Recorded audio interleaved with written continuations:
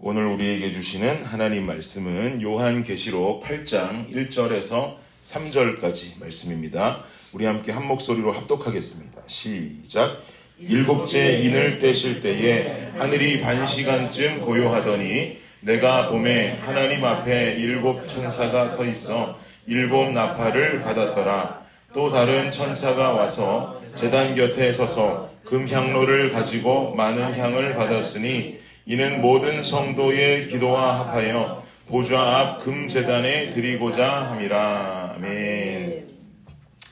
드디어 이제 계시록이 8장으로 들어오면서 그 하나님의 두루마리 책을 봉인하고 있었던 마지막 일곱 번째 인이 떼어지는 장면이 오늘 본문에 등장하고 있습니다. 일곱 번째 인이 떼어지면서 일곱 나팔과 일곱 대접의 재앙이라고 하는 큰 환란의 재앙들이 본격적으로 시작되는 장면을 우리는 볼 수 있게 됩니다.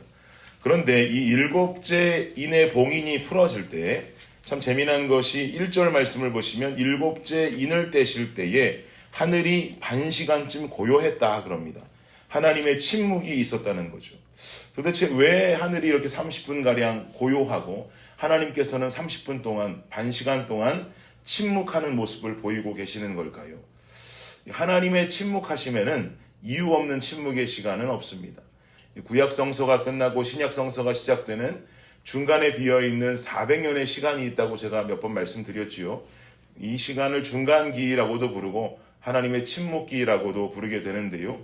이 침묵기라는 시간 동안 실제적으로 하나님은 아무 일도 하지 않으신 것이 아니었습니다.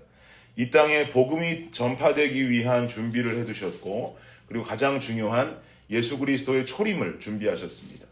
이것이 하나님께서 구약성서 말라기가 끝나고 마태복음의 시작이 되는 예수 그리스도의 초림 때까지를 400년간 침묵하셨던 이유였습니다.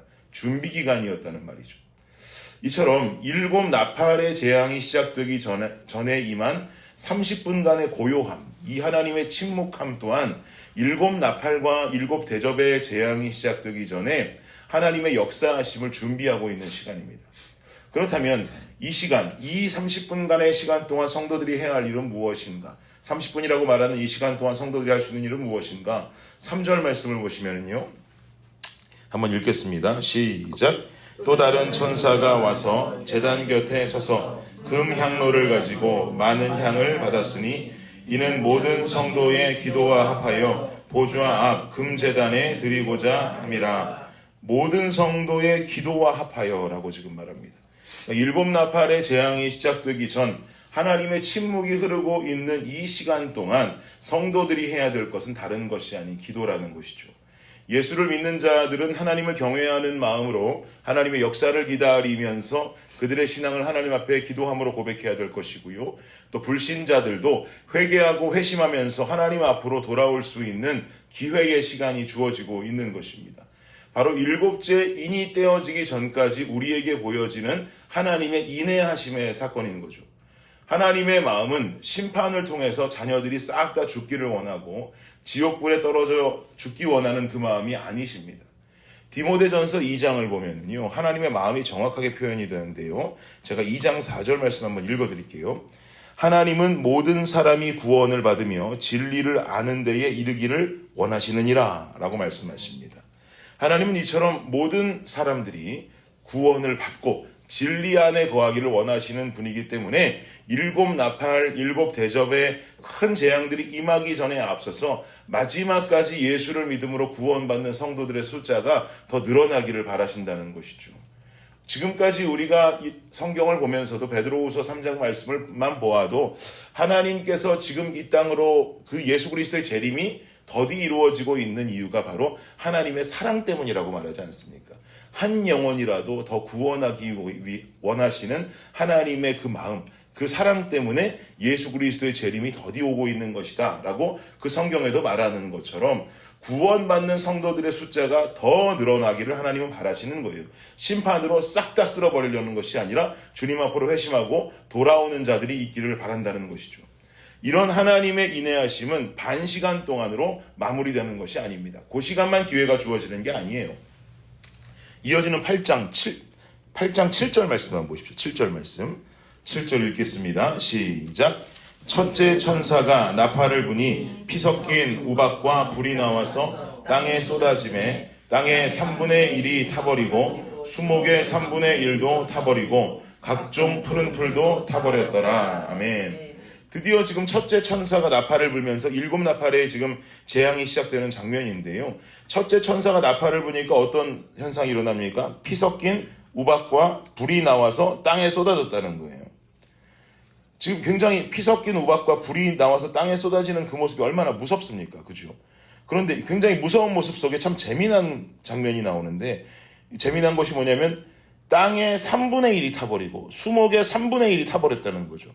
제가 재미나다고 표현한 이유는요, 땅에 하나님의 불심판 같은 것이 임하기 시작하는데 그 피해가 전체를 다 태워버렸다는 말입니까? 아니에요. 3분의 1만 태웠다는 거예요. 그죠? 땅의 3분의 1, 땅의 3분의 1만 타버리고 수목의 3분의 1만 타버렸다고 말씀하잖아요. 이와 비슷한 표현이 그 뒤로 계속 이어지는데요. 보세요. 8절 보십시오. 8절 읽겠습니다. 시작. 둘째 천사가 나팔을 부니 불붙는 큰 산과 같은 것이 바다에 던져짐에 바다의 3분의 1이 피가 되고. 둘째 천사가 나팔을 부니까 이번에는 바다에 지금 심판이 임하고 있는데, 이 온 바다가 피로 변하는 게 아니라 이것도 3분의 1만 피로 변했다라고 기록합니다. 이어지는 10절도 볼까요? 10절 읽겠습니다. 시작.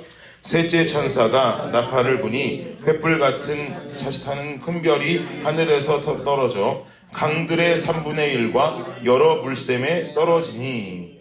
셋째 천사가 나팔을 불자 이번에는 강의 재앙이 임하는데, 이번에도 강들의 3분의 1만 피해를 얻게 됩니다. 계속 3분의 1이라는 수치가 반복되고 있죠. 넷째 재앙으로 넘어가도요, 3분의 1이라는 수치는 또 반복됩니다. 하나님께서는 7번째 인이 떼지자 자연 속에 임하는 재앙들이 우후죽순 터지는 모습을 발견하게 되는데, 모든 재앙들의 공통적인 부분은 그 피해가 초반에는 3분의 1만 본다는 것이죠. 왜 그런 걸까요? 모두 멸하고 모두 심판해도 되는 것 아니겠습니까? 그런데 왜 3분의 1만 심판을 받고 심판받지 않고 남겨짐이 있는 나머지가 있냐는 말이죠. 여기에도 하나님의 인내하심의 비밀이 숨어 있습니다. 하나님은 죽이려는 하나님이 아니라는 것입니다. 하나님은 살리시려는 분입니다. 하나님의 심판과 재앙이 있다 해도 이 심판과 재앙이 있는 이유는 이 심판과 재앙을 통해서 돌아오는 양들이 한 영혼이라도 더 늘어나기를 원하는 것이 주님 마음이라는 말이에요. 그러니 3분의 1만을 태우시면서 3분의 2가 그 모습을 남은 그 모습을 보고 회심해서 하나님께로 돌아오기를 원하는 것이 주님 마음이라는 말이죠.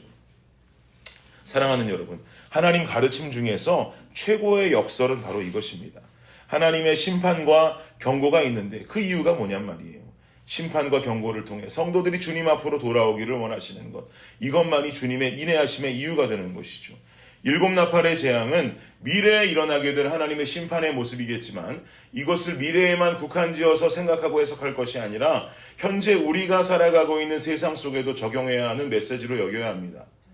오늘날 우리도요, 7나팔과 같은 자연을 통해 나타나는 여러 가지 재앙들과 재해들, 비슷한 현상들을 삶 속에서 우리 쉽게 만나지 않습니까? 하나님의 대자연에 나타나는 재해들, 자연을 파괴하는 일들, 환경이 무너지는 이 문제 많은 일들을 얼마나 많이 만납니까? 실제로 자연재해가 나타나고요, 바다가 오염되고요, 이런 여러 가지 사건들을 우리는 만나고 있어요. 많은 기상적인 재해적인 요인들도, 파괴적인 요인들도 우리는 보게 됩니다. 이런 때를 살아가는 우리가 해야 되는 것, 우리의 자세는 어떤 모습이 되어야 하는가? 하나님은 과연 우리에게 어떤 모습을 원하시는가? 저는 그 모습이 4절이라고 생각해요. 4절 볼게요. 시작.